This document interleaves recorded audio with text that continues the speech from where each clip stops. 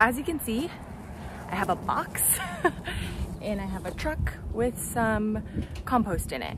And you don't have to go get bulk compost. It's cheaper if you're doing like as many beds as I am, but you could just go to the store and get the bag stuff if you just have like a small yard or something like that. So I'm just gonna put the soil in this box, and what's nice about this box is it has sides which will help keep the soil in for now, but eventually the box is going to deteriorate over time, but it does help with suppressing the weeds for the first year. And actually all my beds, they've been here for over a year and the weeds are not that bad, honestly. I don't have weed fabric over it or anything like that, and the weeds don't come up in the beds like they do just randomly. So this is my garlic bed. This just has regular cardboard down and then compost.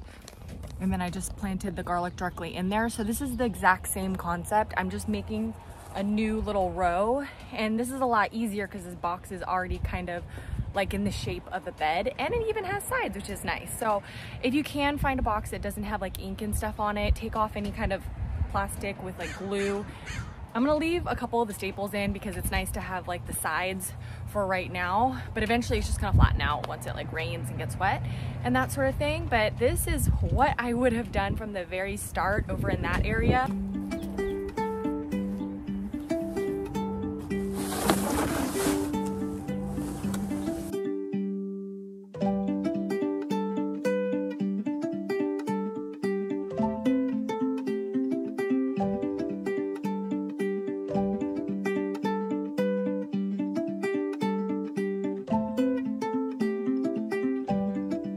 If I wanted to get fancier than the cardboard box, then I would have just gone to Home Depot and done this. If I wanted to do like one step up, which is just, those are just cedar fence posts that were like $4 each. And then these little corner brackets, and I just screwed them in. It took maybe 10 minutes, and it could be more of a permanent situation, but those things that you buy on Amazon with like the dovetail, I've tried that in the past and they really do break down over time, and they are quite expensive. I think I spent a couple $100 on them at our last house. So this was really fast and really easy, and I can unscrew it, screw it back in, use the posts for something, not fence posts, fence boards. Use it for something else in the future. So that's what I would do.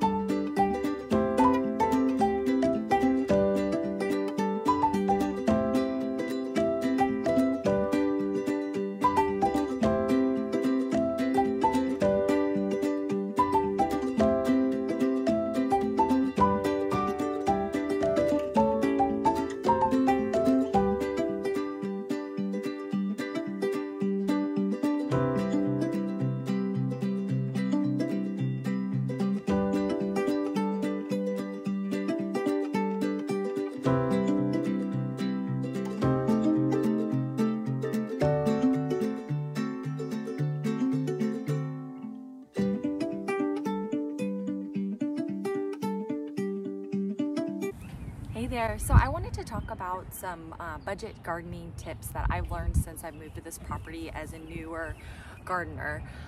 So when we moved here, I just immediately wanted to get some plants in the ground and kind of get started.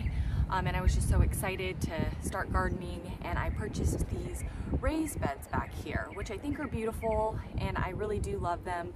But I didn't have a thorough thought out plan, which is fine because you kind of just have to jump in there and learn things as you go, and not be afraid to make mistakes all the time. That's the best way, you know, that I learn. But if I were to go back and do it differently, I definitely would have planned it out a little bit different. I wouldn't have invested in these beds, which were a few $100s each.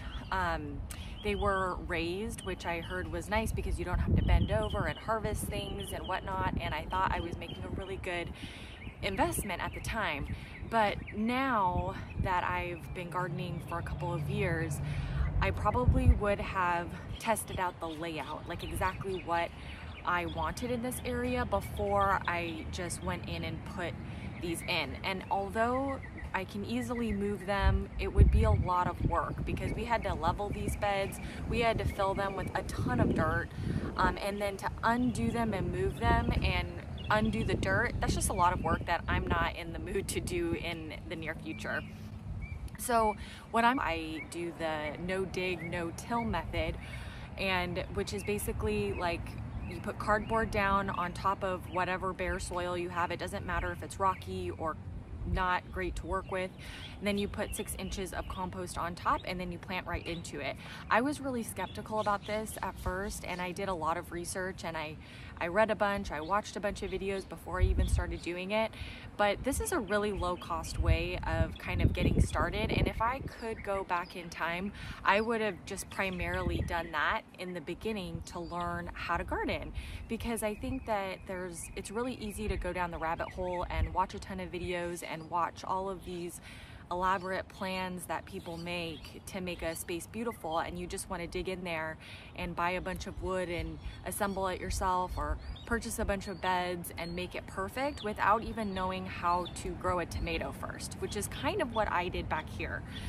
And although I also really do love the look of how these beds are set up, I probably would have utilized the space a little better, and built maybe like more of a keyhole kind of layout, because these are just with a couple beds in between. I don't know, there's all these sorts of things that I look at these beds every day and I'm like, I wonder what it would have been like if I tried it this way, or I wonder what it would have been like if I tried it that way. Gotten this, and then kind of like when you make a gallery wall on the wall and you cut out the pieces of paper and then you stick it on the wall and then you arrange it how you want it and then you start nailing the holes in the wall.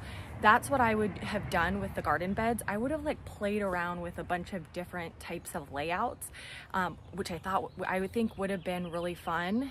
And I would have changed it year after year until I was completely satisfied, and then I would have invested in something more permanent. Played with that over the years and then really figured out exactly, you know, how much sun the area gets, what plants like it in that area, and should I make these paths wider to accommodate a wheelbarrow, or should I have made them skinnier because it's really not that hard to add soil and, you know, waste the space?